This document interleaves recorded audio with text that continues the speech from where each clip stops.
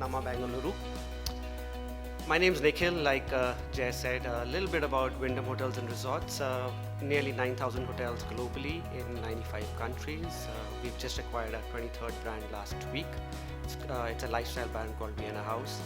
In this part of the world, we are better known with our hero brand, which is Ramada. So that's Wyndham Hotels and Resorts.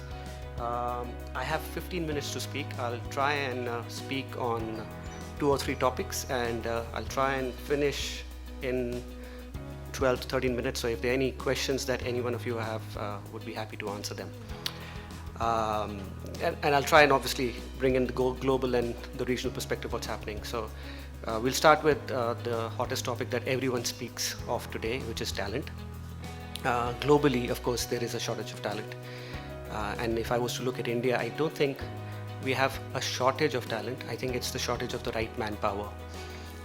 Just last week, there was HOSI, for those of you who are aware of Hoteluate, and there was a panel discussion on talent and how hotels, colleges are actually unable to fill seats. Now, the reality is that hoteliers and hotel schools have always gone to other industries, right? And it continues, that continues to happen, which is a good thing. It's important for us as hoteliers, firstly, to move away from what we call the Pyaz mentality when ITs come into our hotels, to make sure that they do much more than just chopping onions and potatoes. And it's also important to distinguish hotel school students and NSDC skilling center students, right? It's very important to firstly get apprentice in our hotels in this part of the world. And if we were to look at Germany, apprentices make the major workforce in hospitality, and that's a big learning that we can take in. THSC is doing enough and more. It'll be nice for hotels to partner with THSC and NSDC on that initiative of apprenticeship. And like I said, the onus really is, I see Mr. Mohan Kumar here, on individuals like him leading the charge for the industry, making sure that the change on talent happens, and each one of us in this room, right? It's extremely important for us to be conscious of that fact and make sure that we nurture the talent. How many industries do you actually have where people actually start at the base and go on to head organizations? I started as an HOMT in Taj, which is actually a glorified front desk associate. And I've had a beautiful journey. It's a beautiful industry. So I would encourage each one of you to push the talent in your units, in the companies that you work with. The second point that I wanted to speak of is something that has become even closer to us post the pandemic globally, and which is sustainability.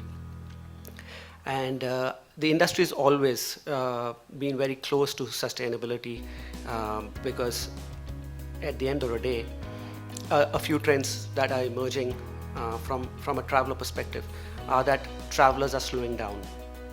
What I mean by slowing down is people are traveling less, but for a longer period of time, right? So you will hear all kinds of words: leisure, staycations, and we are great at inventing all these words. But the reality is that a lot of long-haul travel is becoming carbon conscious of their travel, right?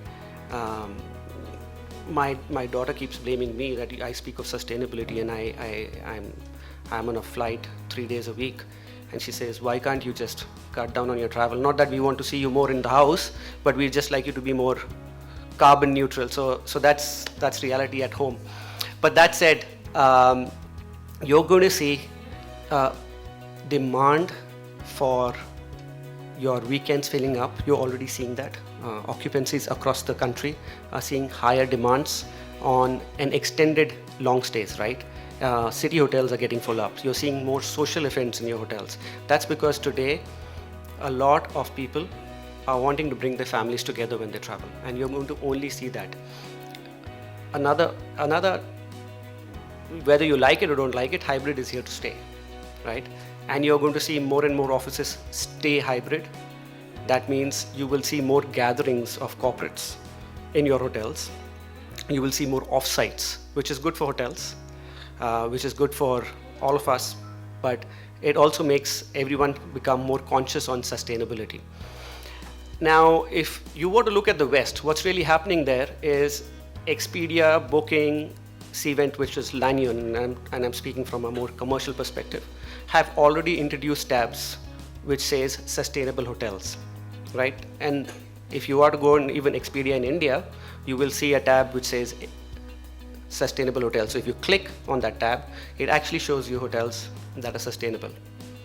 So the movement has already started globally. The movement's here already. There are corporates on RFPs that are asking how sustainable your hotel is and do they have X, Y, Z. So if you're not going down the sustainability route, your hotel is going to miss out. So it's like, you know, I'm on this OTA. What used to happen 10 years ago, I'm on this OTA and not on that OTA, is going to happen with sustainability as we go down. And there are various elements, right? At Wyndham, we of course have 5 levels of making sure our hotels get more sustainable, and it's monitored through a Schneider tool. And there are tools out there, and there are organizations out there that are willing to make your hotels more sustainable, make the industry more sustainable. It's extremely important for you to catch on this bus and not miss this bus, from not only from an ESG perspective, but from a commercial perspective, because tomorrow customers will pay more. Are they paying more today? No. But are the customers more conscious? Absolutely yes. So that is the big difference that you are seeing before and after, let's just say 2018 and 2022. You are seeing sustainability becoming a large factor globally, and you're going to see that seeping down into this part of the world. The last piece that I wanted to actually speak of is technology, and it's no secret, right? Hotels have always been laggards in technology, and we continue to be laggards. One of the common perceptions is that if technology comes into play, the human interface is going to go down, and people are going to not have jobs, and so on and so forth. That's not really the reality. What we are seeing globally is technology is aiding the reservation process, is aiding the check-in process, is to an extent even aiding any last mile interface. And we can speak about the Gen Z and the Gen Y and how they would rather have things on the phone rather than interact physically. But globally, you are still going to see that smile behind the front desk. You're still going to see servers. It's not going to be robots. But that said, we have to start embracing technology. One example that I can give you is what we've done on our app is a road trip planner. So if you're planning a trip anywhere globally, let's just take America because it's easy as an example, and I can speak about what we're doing in India, which is similar, is that if you're going from New York to LA, really cross country from that perspective, you can just put your starting point and end point, and it will pick up hotels and give you options throughout the way.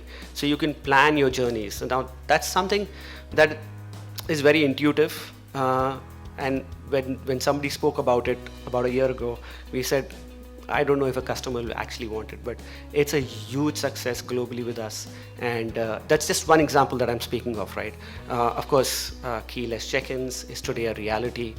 Everything on your mobile, everything, QR codes and ordering from your app is today a reality.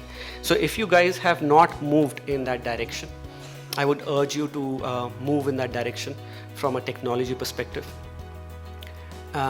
Because when I spoke of hybrid, the technology piece is important for events like this, because at the end of the day, we are seeing events being broadcast to a much larger audience, because now there's in-person and virtual world as well, right? So if somebody is unable to attend, or my colleagues in Gurgaon want to see what I'm actually saying, and am I actually in Bengaluru, or was I just here to meet my friends? They can actually see me virtually. But yeah, that's really my piece that I wanted to speak about today, which was talent, sustainability, and technology. And I think they're here to stay. These topics are not going away anytime soon.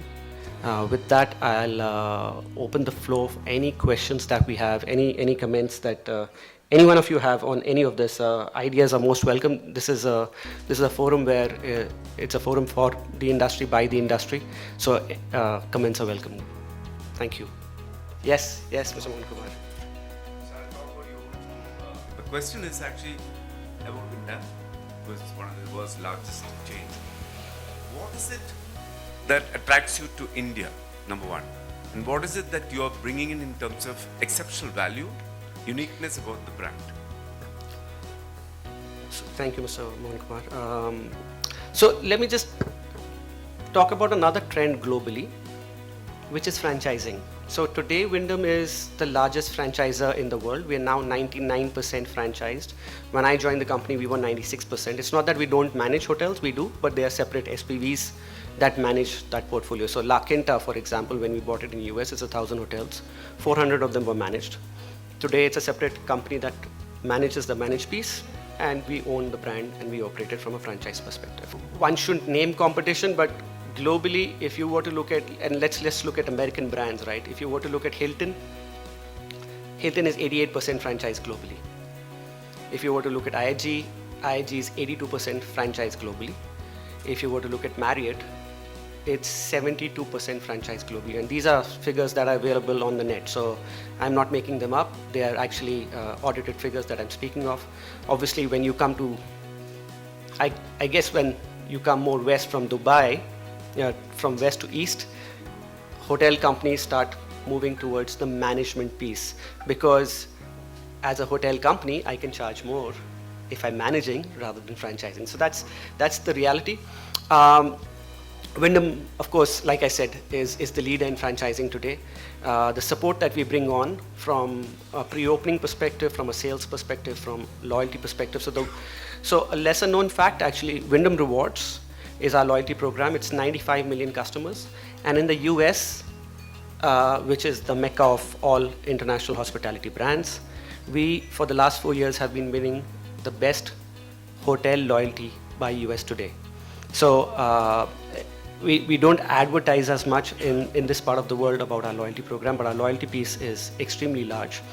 And of course, the sales and marketing effort that the back-end processes, the L&D that's available, is just humongous, and the processes that an American company brings. And if I was to look at our previous organization, IHCL versus Wyndham, I think one thing that Indian companies can really learn is to be more tech process driven, if I can use that word. I think we are still very personality dependent, if I can say that, and not very tech process driven. That's the big difference. And thank you for the question.